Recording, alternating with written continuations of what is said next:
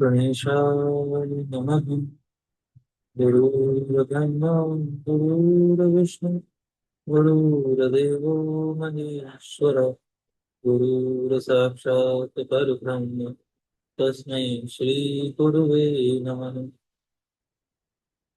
त्वमेव माता च पिता त्वमेव त्वमेव बन्धुः च सखा त्वमेव त्वमेव विद्या द्रविणं त्वमेव त्वमेव सर्वं मम देव देवम्।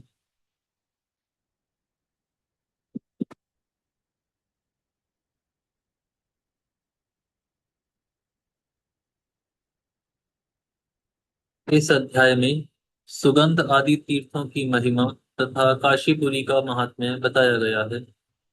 श्री नारद जी कहते हैं, राजेंद्र, तदनंतर तीर्थयात्री पुरुष विश्व विख्यात सुगंध नामक तीर्थ की यात्रा करें। वहां सब पापों से चित्त शुद्ध हो जाने पर वह ब्रह्मलोक में प्रतिष्ठित होता है। तत्पश्चात रुद्रावर्त तीर्थ में जाएं। वहां स्नान करके मनुष्य स्वर्गलोक में सम्मानित होता है। नरश्रेष्ठ, गंगा जी और सरस्वती सरस्वती जी के संगम में स्नान करने वाला पुरुष अश्वमेध यज्ञ का फल प्राप्त करता है। वहां कर्णहृत में स्नान और भगवान शंकर की पूजा करके मनुष्य कभी दुर्गति नहीं पड़ता। इसके बाद क्रमशः उपचाम्रक तीर्थ को प्रस्थान करना चाहिए। वहां स्नान करने से सहस्त्र गौदान का फल मिलता है और मनुष्य स्वर्गलोक में जाता है। राजन, इसके बाद अरुंधति वट में जाना चाहिए। वहां समुद्र के जल में स्नान करके 3 रात तक उपवास करने वाला मनुष्य सहस्त्र गौदानों का फल पाता और स्वर्गलोक को जाता है।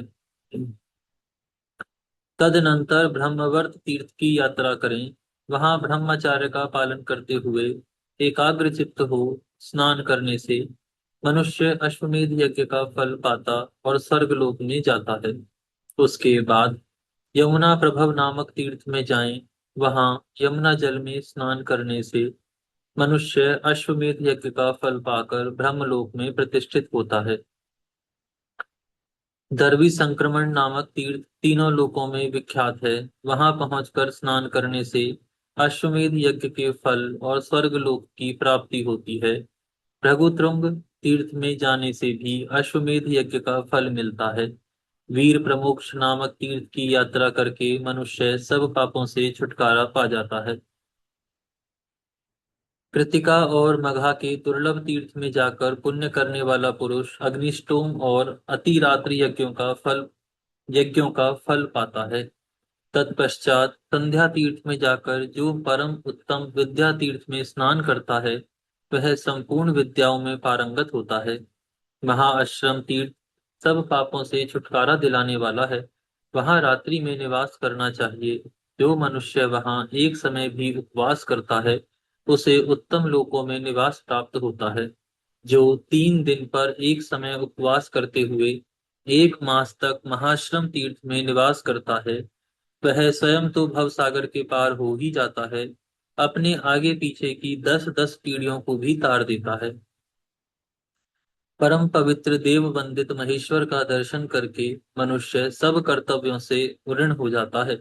उसके बाद पितामह द्वारा सेवित वेतसी का तीर्थ के लिए प्रस्थान करें।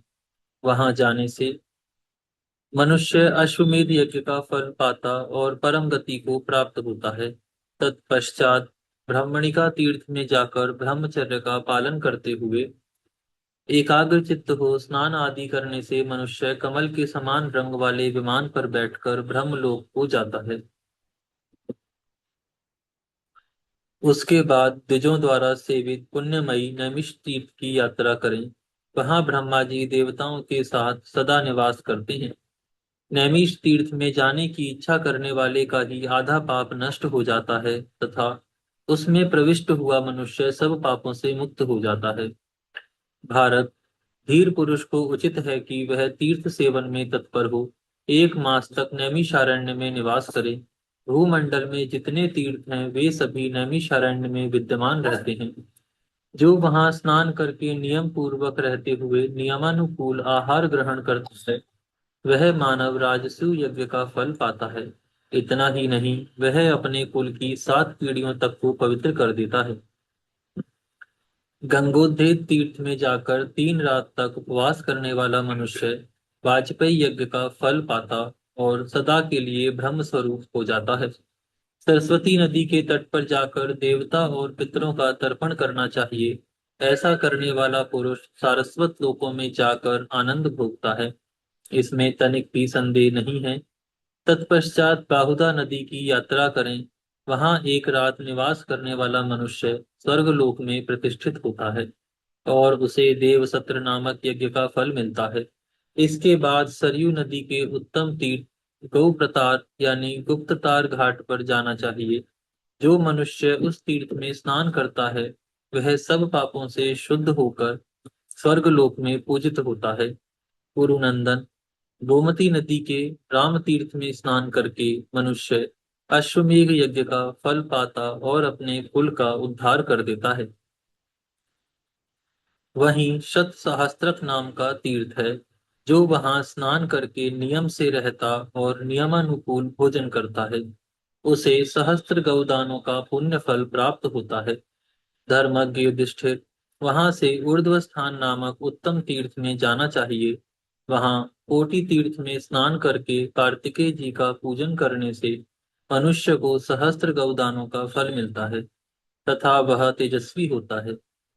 उसके बाद काशी में जाकर भगवान शंकर की पूजा और कपिला कुंड में स्नान करने से राजसूय यज्ञ का फल प्राप्त होता है। युधिष्ठिर बोले, मुनि, आपने काशी का महात्म्य बहुत थोड़े में बताया है, उसे कुछ विस्तार के साथ कहिए। श्री नारद जी ने कहा, राजन, मैं इस विषय में एक संवाद सुनाऊंगा जो वाराणसी के गुणों से संबंध रखने वाला है। उस संवाद के श्रवण मात्र से मनुष्य ब्रह्म हत्या के पाप से छुटकारा पा जाता है। पूर्व काल की बात है। भगवान शंकर मेरुगिरी के शिखर पर विराजमान थे तथा देवी पार्वती भी वहीं दिव्य सिंहासन पर बैठी थी। उन्होंने महादेव जी से पूछा, भक्तों के दुख दूर करने वाले देवादिदेव, मनुष्य शीघ्र ही आपका दर्शन कैसे पा सकता है? समस्त प्राणियों के हित के लिए यह बात मुझे बताइए। भगवान शिव बोले, देवी, काशीपुरी मेरा परम गुह्यतम क्षेत्र है। वह संपूर्ण भूतों को संसार सागर से पार उतारने वाली है। वहां महात्मा पुरुष भक्ति पूर्वक मेरी भक्ति का आश्रय ले उत्तम नियमों का पालन करते हुए निवास करते हैं। वह समस्त तीर्थों और संपूर्ण स्थानों में उत्तम है। इतना ही नहीं, अविमुक्त क्षेत्र मेरा परम ज्ञान है। वह समस्त ज्ञानों में उत्तम है। देवी, यह वाराणसी संपूर्ण गोपनीय स्थानों में श्रेष्ठ तथा मुझे अत्यंत प्रिय है। मेरे भक्त वहां जाते तथा मुझ में ही प्रवेश करते हैं। वाराणसी में किया हुआ दान, जप, होम, यज्ञ, तपस्या, ध्यान, अध्ययन और ज्ञान सब अक्षय होता है। पहले के हजारों जन्मों में जो पाप संचित किया गया है, वह सब अविमुक्त क्षेत्र में प्रवेश करते ही नष्ट हो जाता है। वरानने, ब्राह्मण, क्षत्रिय, वैश्य, शूद्र, वर्ण संकर, स्त्री जाति, मलेच्छ तथा अन्य अन्य मिश्रित जातियों के मनुष्य, चांडाल आदि पाप योनि में उत्पन्न जीव, कीड़े, चींटियां तथा अन्य पशु पक्षी आदि जितने भी जीव हैं, वे सब समयानुसार अविमुक्त क्षेत्र में मरने पर मेरे अनुग्रह से परम गति को प्राप्त होते हैं। मोक्ष को अत्यंत दुर्लभ और संसार को अत्यंत भयानक समझकर मनुष्य को काशीपुरी में निवास करना चाहिए। जहां तहां मरने वाले को संसार बंधन से छुड़ाने वाली सद्गति तपस्या से भी मिलनी कठिन है, किंतु वाराणसीपुरी में बिना तपस्या के ही ऐसी गति अनायास प्राप्त हो जाती है। जो विद्वान सैकड़ों विघ्नों से आहत होने पर भी काशीपुरी में निवास करता है, वह उस परम पद को प्राप्त होता है जहां जाने पर शोक से पिंड छूट जाता है। काशीपुरी में रहने वाले जीव जन्म, मृत्यु और वृद्धावस्था से रहित परम धाम को प्राप्त होते हैं। उन्हें वही गति प्राप्त होती है जो पुनः मृत्यु के बंधन में न आने वाले मोक्षाभिलाषी पुरुषों को मिलती है तथा जिसे पाकर जीव कृतार्थ हो जाता है। अविमुक्त क्षेत्र में जो उत्कृष्ट गति प्राप्त होती है, वह अन्यत्र दान, तपस्या, यज्ञ और विद्या से भी नहीं मिल सकती। जो चांडाल आदि घृणित जातियों में उत्पन्न है तथा जिनकी देह विशिष्ट पातकों और पापों से परिपूर्ण है, उन सबकी शुद्धि के लिए विद्वान पुरुष अविमुक्त क्षेत्र को ही श्रेष्ठ औषध मानते हैं। अविमुक्त क्षेत्र परम ज्ञान है, अविमुक्त क्षेत्र परम पद है, अविमुक्त क्षेत्र परम तत्व है, और अविमुक्त क्षेत्र परम शिव, परम कल्याणमयी है। जो मरण पर्यंत रहने का नियम लेकर अविमुक्त क्षेत्र में निवास करते हैं, उन्हें अंत में मैं परम ज्ञान एवं परम पद प्रदान करता हूँ। वाराणसी पुरी में प्रवेश करके बहने वाली दीपथगामिनी गंगा जी विशेष रूप से सैकड़ों जन्मों का पाप नष्ट कर देती हैं। अन्यत्र गंगा जी का स्नान, श्राद्ध, दान, तप, जप और व्रत सुलभ है, किंतु वाराणसी पुरी में रहते हुए इन सब का अवसर मिलना अत्यंत दुर्लभ है। वाराणसी पुरी में निवास करने वाला मनुष्य जप, होम, दान एवं देवताओं का नित्य प्रति पूजन करने का तथा निरंतर वायु पीकर रहने का फल प्राप्त कर लेता है।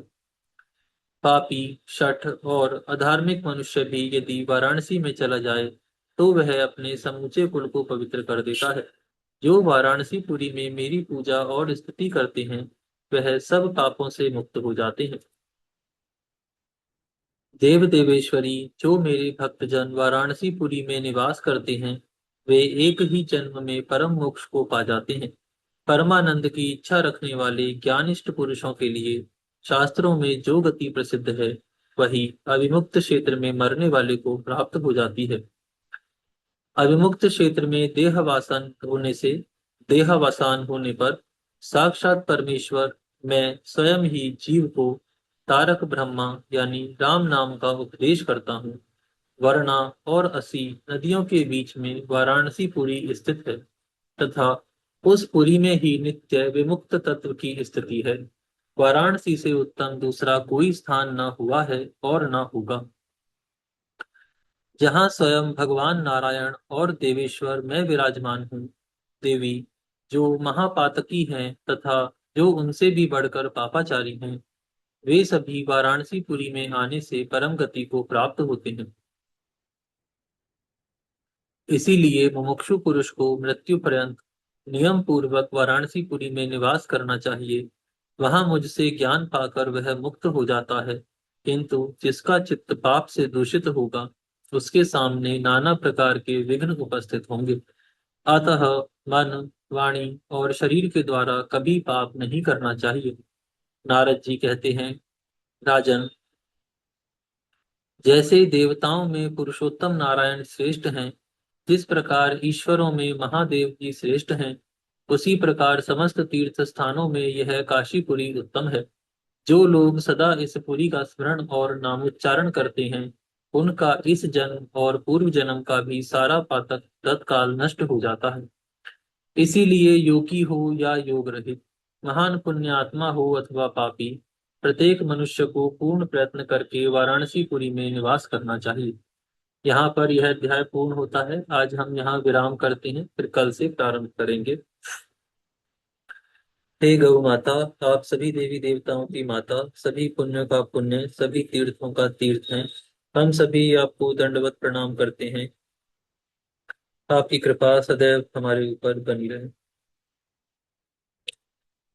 धर्म की जय हो, जय हो। अधर्म का नाश हो, नाश हो। प्राणियों में सद्भावना हो, विश्व का कल्याण हो। कल्याण हो। गौ माता, राष्ट्र माता, राष्ट्र माता गौ हत्या बंद हो। बंद हो। श्री पद्म पुराण की जय हो। जय हो। आज के आनंद की जय हो। जय हो। नमः श्री पार्वती पते, हर हर नमः महादेव। जय जय श्री हरे। नमो नारायण। ओम नमो नारायण। नमो नमो नारायण। नारायण। नमो नारायण। नमो नारायण।